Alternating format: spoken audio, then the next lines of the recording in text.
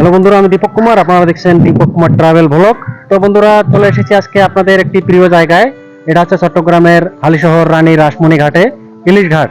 তো এই ইলিশ মাছের ঘাটে আমি আসার কারণ হচ্ছে আপনাদেরকে একটা নিউজ দেওয়ার জন্য। কিছুদিন পরে ইলিশ ধরা শুরু হবে। আর যারা ইলিশ মাছের সঙ্গে জড়িত, ব্যবসায় বা বিভিন্ন কাজ কারবারে ইলিশ মাছের সঙ্গে জড়িত, তাদের জন্য আজকে আমাদের এই ভিডিও। তো চলুন, সঙ্গে থাকবেন। আর এখানকার ইলিশ মাছের কি খবর সবকিছু আমি আপনাদেরকে আজকে দেখানোর চেষ্টা করব। বড় ভাই, মাছ কি এখন ধরতেছেন নাকি বন্ধ আছে? বন্ধ। বন্ধ কতদিন বন্ধ থাকবে এটা? আরে প্রায় 20 দিন হয়েছিল না তো? 40 দিন আছে। আরো 40 দিন আছে। 40 দিন। তো 40 দিন আজকে 20 দিন চলতেছে। 20 দিন চলতেছে। হ্যাঁ, 20 দিন আমাদের 20 দিন চলতেছে। তো 40 দিন পরে, প্রায় 1.5 মাস পরে আমরা আবার ইলিশ মাছের সঙ্গে আমাদের দেখা হবে নাকি? তো তখন আবারও আমরা আসবো আমাদের এই চট্টগ্রামের হালিশহর রানী রাসমণি ঘাটে।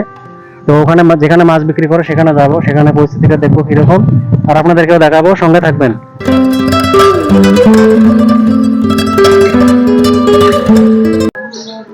তোমরা দেখতে পাচ্ছেন, এটাই হচ্ছে আমাদের চট্টগ্রাম হালিশহর রানী রাসমণি ঘাটের সেই ইলিশ বাজার। তো আপাতত এখানে কিছুই নাই, সবকিছু ফাঁকা। আর কাজ কারবার চলতেছে এখানে, যারা ইলিশ মাছের জন্য প্রস্তুতি নিতেছেন।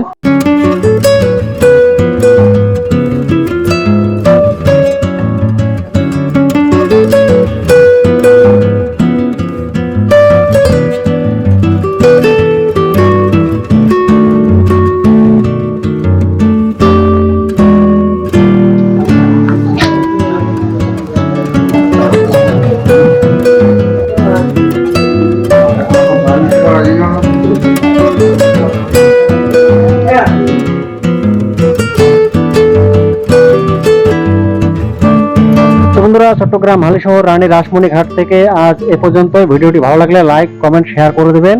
আর যারা যারা ইলিশ মাছ নিয়ে লং ভিডিও, শর্ট ভিডিও এবং রিল ভিডিও তৈরি করতে চান, সবাই চলে আসবেন চট্টগ্রাম হালিশহর রানী রাসমণি ঘাটে। তো চলুন, আজ এ পর্যন্তই। সবাই ভালো থাকবেন।